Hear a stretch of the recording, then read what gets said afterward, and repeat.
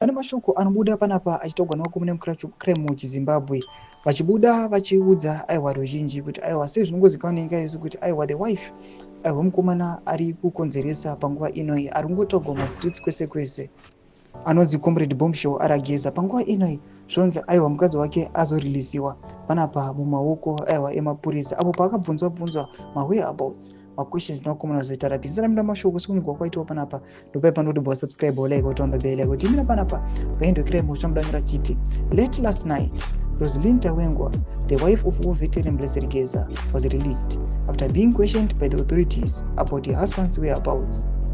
Geza is currently being sought by police for allegedly inciting violence and undermining the president's authority.